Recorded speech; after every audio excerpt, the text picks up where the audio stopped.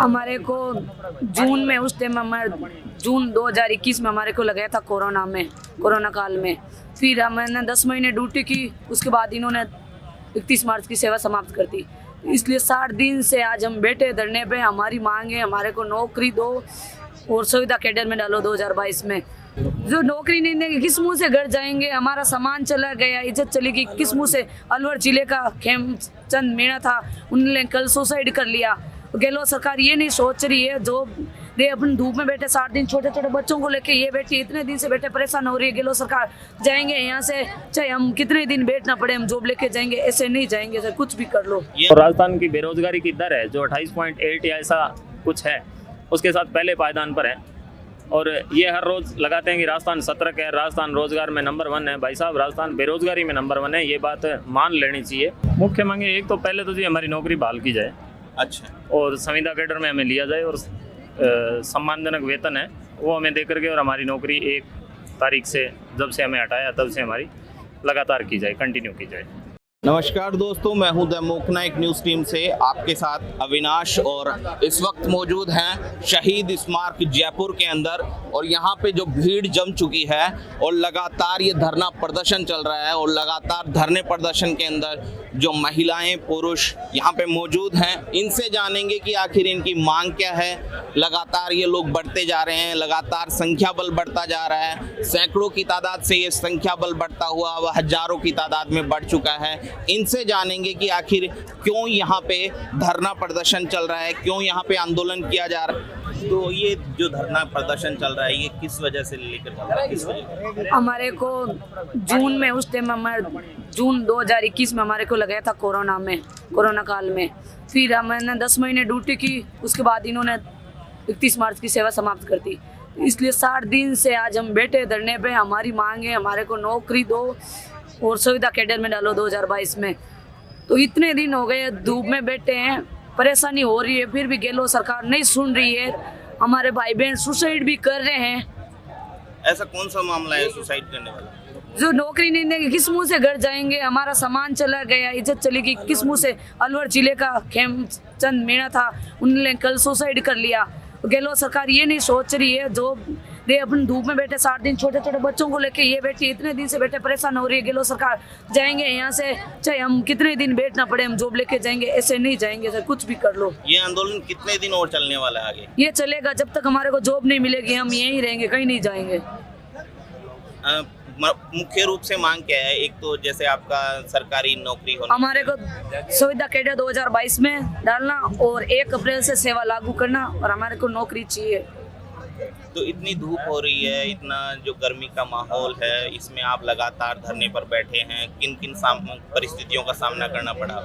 ऐसे धूप में बैठे हैं, 50 डिग्री धूप में बैठे, छोटे छोटे बच्चों को ले सरकार ने लाइट भी काट दी, एम्बुलेंस की व्यवस्था भी बंद कर दी, और प्रशासन धमका रहा भी है हमारे को, हम हटा देंगे, चाहे हमारे पे लाठियां बरसो, चाहे गोलियां बरसो। धमकियां मिली अभी तक? वो बोल रहे हैं आप 2 दिन में खाली कर दो, नहीं तो आपको उठाएंगे जबरदस्ती, चाहे कुछ भी कर लो, हम यहाँ से नहीं हट जाए। पीसीसी जाते हैं जन सुनवाई में, वो आम जन सुनवाई होती है, सबकी होती है, हमारे को प्रशासन धक्का देके बाहर निकालते हैं, वो धक्का मुक्की करते हैं, वहाँ भी प्रशासन परेशान करते हैं। सरकार ने जो हथकंडे अपना रही है, लेकिन हम यहाँ से नहीं जाएंगे, चाहे कुछ भी कर लो। अभी तक किस तरह की प्रशासन से बातचीत हुई है आपकी? यही हुई थी, उन्होंने बोला यहाँ से हटा देंगे, आप खाली कर दो। तो हमने ना बोला खाली नहीं करेंगे, चाहे यहाँ अंदर बैठे को कोई हाथ लगाएंगे तो फिर देखेंगे, चाहे लाठियां बरसो, चाहे गोलियां बरसो, हम यहाँ से नहीं जाने वाले। हमारे को जान देनी पड़ी तो दे देंगे, लेकिन घर नहीं जाएंगे, किस मुंह से जाए घर? आज हमारे को 60 दिन हो गए, छोटे छोटे बच्चों को लेकर बैठे, इस गर्मी में बैठे हैं, पानी बंद कर दिया, एम्बुलेंस व्यवस्था बंद कर दी, लाइट काट दी इतने दिन से। तो दिन रात ये धरना प्रदर्शन 24 घंटे चालू रहता है? नहीं, शाम को नहीं रहते हम यही हैं, और शाम को 7 बजे तक रहते हैं, फिर 8 बजे शुरू होता था शाम सुबह, और रहते हम यहीं हैं, कहीं नहीं जाते हैं। तो क्या क्या मुख्य मांगे आपकी? मुख्य मांगे एक तो पहले तो जी हमारी नौकरी बहाल की जाए, अच्छा, और संविदा कैडर में हमें लिया जाए, और सम्मानजनक वेतन है वो हमें दे करके, और हमारी नौकरी 1 तारीख से जब से हमें हटाया तब से हमारी लगातार की जाए, कंटिन्यू की जाए। जैसे जिस वक्त लोग अपने घरों से बाहर नहीं निकल रहे थे, आपने एक वक्त पे जब ऐसा कदम उठाया, जब आपके जीवन का एक महत्वपूर्ण वक्त था, जब जब लोग घर पे रहना चाह रहे थे, आपने घर परिवार का नहीं सोच के आपने लोगों की जान की तरफ देखा। लेकिन अगर सरकार ये मांगे नहीं मानती है, जो आपने मांग रखी है, वो सरकार मांग नहीं रखती है, तो क्या करेंगे, किस तरह का ये आंदोलन होने वाला आगे? सब मैं बहुत ही कम शब्दों में एक बात आपको समझा देना चाहता हूँ और सरकार को भी समझा देना चाहता हूँ कि हम पैरों पे चल के आए हैं और कंधों पे जाना पसंद करेंगे, लेकिन मांगे मनवा के जाएंगे, ये फिक्स है। हम किसी भी हालत में बिना जीते यहाँ से घर नहीं जाएंगे, मर जाएंगे लेकिन हार कर घर नहीं जाएंगे। अभी ये आंदोलन आगे जैसे आप प्रशासन से किस तरह की वार्ता हुई है अभी तक? अभी लगभग 4 दिन पहले हमारी अखिल अरोड़ा जी से वार्ता हुई, जो यहाँ पर स्वास्थ्य सचिव हैं। उन्होंने सीएम से इस शर्त में मिलवाने के लिए वो हमें राजी कर रहे थे कि आप धरना ख़त्म कर दो और हम आपको सीएम से मिलवा देंगे। तो ये तो कोई वाजिब मांग नहीं हुई, हमारा मांग मानने का कोई तरीका नहीं है उनका कि भी आप धरना ख़त्म कर दो और हम मिलवा देंगे। अंदर क्या बात होती है, क्या नहीं होती है, हमारे हक में होती है या नहीं होती है, हम सीएम से मिलने के लिए यहाँ पर नहीं बैठे हैं। हम केवल यहाँ पर हमारी मांगे मनवाने के लिए बैठे हैं और मांगे मनवा कर ही जाएंगे। ये धरना प्रदर्शन पिछले 2 महीने से है जी, जैसा कि बताया मंजू जी ने कि 2 महीने से ये धरना प्रदर्शन चल रहा है। आगे कहाँ तक, कब तक ये चलने जी, हमने थोड़े दिन पहले प्रेस वार्ता कर सरकार को इस संबंध में बताया भी था कि हमारा 230 दिन तक का आगे का जो प्लान है वो बिल्कुल रेडी है और हम किसी भी हालत में घर नहीं जाएंगे, बिना जीते तो बिल्कुल भी नहीं जाएंगे। हम जाएंगे तो जीत कर जाएंगे। 230 दिन का जो हमारे पास जो प्लान है वो बिल्कुल रेडी है। चाहे यहाँ पर ज़्यादातर क्या है कि हमारा गलत पक्ष सरकार के पास पहुँचाया जा रहा है कि यहाँ पर संख्या बल कम हो रहा है, ये है वो है, मतलब बहुत सारी बातें अलग अलग रूप से चलाई जा रही हैं। जो मर्जी बात हमारे धरने के बारे में चलाई जाए, लेकिन चाहे यहाँ पर एक भी बंदा रहे, ये धरना हम ख़त्म नहीं करेंगे, क्योंकि धरना देना और लोकतांत्रिक सरकार में लोकतांत्रिक तरीके से प्रदर्शन करना हमारा संवैधानिक अधिकार है और हमें अधिकारों से कोई भी सरकार वंचित नहीं कर सकती, चाहे वो गहलोत सरकार है, चाहे आने वाली कोई सरकार हो। हमें किसी से कोई कुछ नहीं लेना देना है, हम केवल हमारी नौकरी मांग रहे हैं, इसके अलावा हमारी कोई मांग नहीं है।